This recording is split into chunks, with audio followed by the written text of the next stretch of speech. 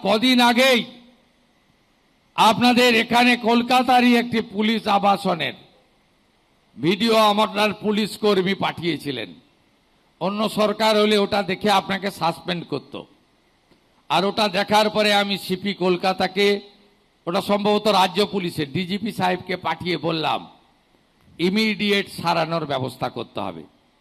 এটা যদি অন্য সরকারের সময় পাঠাতেন সাসপেন্ড করত, বলল ডিসিপ্লিন সংগঠন, ফেসবুক করে দিতে পারেন না। আপনাদের থানাগুলোর অবস্থাও কঠিন। 552টা থানা রয়েছে, অধিকাংশ থানায় বিল্ডিং নেই, অধিকাংশ থানায় ওখানে পুলিশ ব্যারাক নেই, মিনিমাম পরিশ্রুত পানীয় জল, আলো, একটু শারীরিক কসরত করার জন্য জায়গা, মাঠ, জিম, যেগুলো মিনিমাম লাগে, কোনো ব্যবস্থাই নেই। আমি ধন্যবাদ জানাবো কেন্দ্রীয় স্বরাষ্ট্রমন্ত্রীকে। আমরা 120টা থানাকে আপগ্রেড করার জন্য প্রস্তাব দিয়েছিলাম। স্বরাষ্ট্রমন্ত্রী কেন্দ্রীয় স্বরাষ্ট্র সচিবকে বলেছেন যে আরও বেশি সংখ্যক পাঠাও। আমরা তো 250-300 পাঠানোর ব্যবস্থা নিচ্ছি, যাতে ভারত সরকারের সাহায্য নিয়ে আমরা আরও বেশি করে আমাদের পরিকাঠামোগুলো তৈরি করতে পারি। পুলিশ কর্মচারীদের শুধু কর্মসংস্থান নয়, শূন্যপদ পূরণ নয়, অর্থনৈতিক অবস্থাও অত্যন্ত খারাপ। কারণ আপনারা গোটা ভারত যখন 6th পে কমিশন পেয়ে গেছে, আপনারা তখন 7th পে কমিশনেই আপনারা পাননি। 7th পে কমিশনই পাননি। আমরা 7th পে কমিশন তৈরি করে দিয়েছি। আগামী কয়েক মাসের মধ্যে রিপোর্ট এসে গেলে 7th পে কমিশনও কার্যকর করে দেব। কারণ বহু রাজ্যে এবং কেন্দ্রীয় সরকারে 8th পে কমিশনের কমিটি তৈরি হয়ে গেছে। আপনাদের সঙ্গে আইপিএসদের কথা বলছি না, ওরা সেন্ট্রাল স্কেলে বেতন পায়, ডিএ পায়। তার নিচে যারা আছে আপনাদের কথা ভাবা হয়নি। ভারত সরকারের সঙ্গে 42% ডিএ গ্যাপ ছিল। একদিনে পারবো না, সময় দিতে হবে। বাজেটে ঘোষণা হয়েছে 20% ডিএ অক্টোবর মাসে পাবেন। এবং আমি অর্থ সচিবকে বলেছি, অর্থমন্ত্রীকে বলেছি যে পুজোর মাসে, পুজোর আগে অক্টোবরের বেতন দিতে এবং 20% অ্যাডিশনাল দিতে। তাই আপনাদের সব কাজে আমার নজর রয়েছে। আপনারা তারাতলাতে যেভাবে 17টা মানুষকে বাঁচিয়েছেন, hats off to Kolkata police. রাজ্য পুলিশ যেভাবে বারুইপুরের ইনসিডেন্টে 0 টলারেন্স দেখিয়েছে, hats off to DGP and his team. মা বোন কন্যাদের উপরে অত্যাচার, আপনার যা করার করবেন, আইন মেনেই করবেন, আমি আছি। আমরা আর অভয়া চাই না। Baruipur is a very pathetic, painful incident. কিন্তু সরকার চুপ করে থাকেনি। পুলিশ মন্ত্রীর মুখ উজ্জ্বল করেছে। আমি আপনাদের কাছে কৃতজ্ঞ। আপনাদের এটা মাথায় রেখে চলতে হবে। আজকে সকালেও কলকাতা পুলিশ এবং এসটিএফ কলকাতার পুরুলিয়া ডিস্ট্রিক্ট পুলিশকে ধন্যবাদ জানিয়েছি। একেবারে সিনেমার কায়দায় গেঁজা ভর্তি ট্রাক আটকেছে, রিকভারি করেছে। প্রচুর ছড়িয়ে পড়েছে এই যে সামাজিক ব্যাধি, এই ধরনের গেঁজা, চরস, হেরোইন, ফেন্সিডিল, ড্রাগের জন্য গোটা সমাজ ব্যবস্থা নষ্ট হয়ে যাচ্ছে। পুলিশকেই এর সমাধান করতে এগিয়ে আসতে হবে, জনজাগরণের কাজ করতে হবে। পুলিশ শুধু ল অ্যান্ড অর্ডার দেখলে হবে না। পুলিশকে, কলকাতা পুলিশের একটা স্কিম প্রকল্প আছে।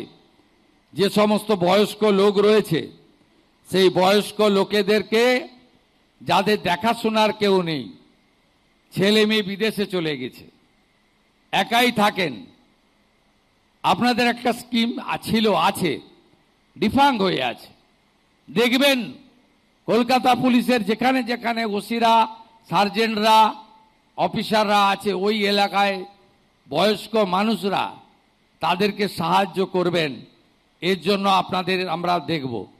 আগে বামফ্রন্টের আমলে নন গেজেটেড পুলিশ অ্যাসোসিয়েশন এবং পুলিশ অ্যাসোসিয়েশন আর নন গেজেটেড দুটো সংগঠন ছিল। পরবর্তীকালে আগের লোকেরা ওয়েলফেয়ার করলো। ওয়েলফেয়ার তো কি সে আমি আর বলতে চাই না। মুখ্যমন্ত্রী, আমার দায়িত্ব অনেক, আপনারা সব জানেন, অভিজ্ঞতা ভালো নেই।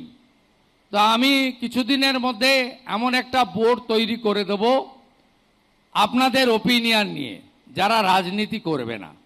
যে পার্টি আমি বিলংস করি তার শাখা সংগঠন হবে না, কিন্তু প্রকৃতপক্ষে পুলিশ কর্মচারীদের, পুলিশ কর্মীদের ওয়েলফেয়ারের জন্য কাজ করবে। শুধু ওয়েলফেয়ার মানে বেতন বৃদ্ধি নয়, আরও আপনাদের স্পোর্টসম্যান হতে হবে, আরও খেলাগুলোতে পার্টিসিপেট করতে হবে। কোন মাঠ ব্যবহার করতে চান বলুন, আমি ব্যবস্থা করে দেব। কতগুলো জিম চান বলুন, আমি করে দেব। কত স্পোর্টস মেটেরিয়াল চান বলুন, আমি করে দেব। কোন খেলাতে পার্টিসিপেট করতে চান বলুন, আমি ব্যবস্থা করে দেব। এবং তার সাথে সাথে পুলিশের কর্মীদের বা তাদের পরিবারের, আমরা তো এমনি আয়ুষ্মান ভারত, মুখ্যমন্ত্রী স্বাস্থ্য বীমা আনছি, তার সাথে সাথে আরও যা যা দরকার আপনাদের, যে আগামী দিনে কল্যাণ পর্ষদ তৈরি করে দেব, সেটা প্রকৃত আপনার কল্যাণের কাজ করবে। তাদেরকে কখনোই ইউনিফর্ম খুলে টি শার্ট পরিয়ে মিছিল মিটিং লম্বা করার কাজে এই সরকার ব্যবহার করবে না। আপনারা সবাই ভালো থাকবেন। আজকে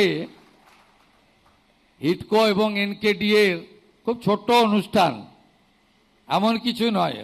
মুখ্যমন্ত্রী ছাতা, গামবুট আর রেনকোট দিতে এসছে তা নয়। আপনারা জানেন আগের মুখ্যমন্ত্রী, আমি কারো সমালোচনার লিমিটেশন থাকতে পারে, তিনি সিনিয়র, অনেক বয়সে বড়, তার খুব লিমিটেড মুভমেন্ট ছিল। কিন্তু আমার মুভমেন্টটা ভীষণ। আপনারা অনেকে কষ্ট পাচ্ছেন। সকাল 8টা থেকে শুরু হয়, রাত্রি 12টা পর্যন্ত।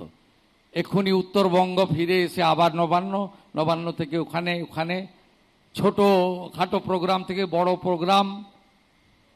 আমি খুব এই বৃষ্টিতে খুব দেখছিলাম।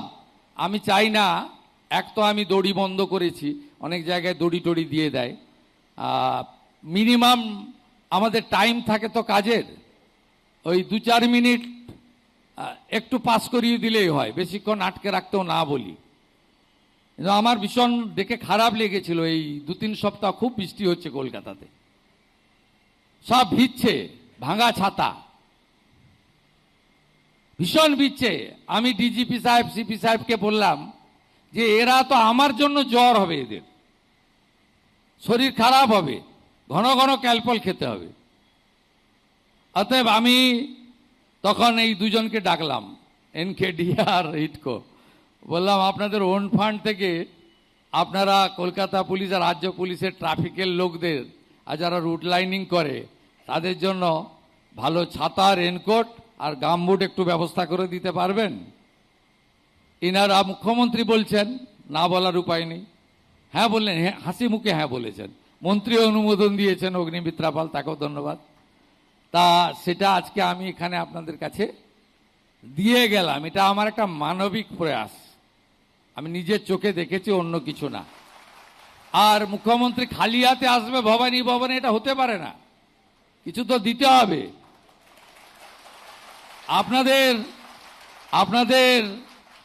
আপনাদের রেশনে 2017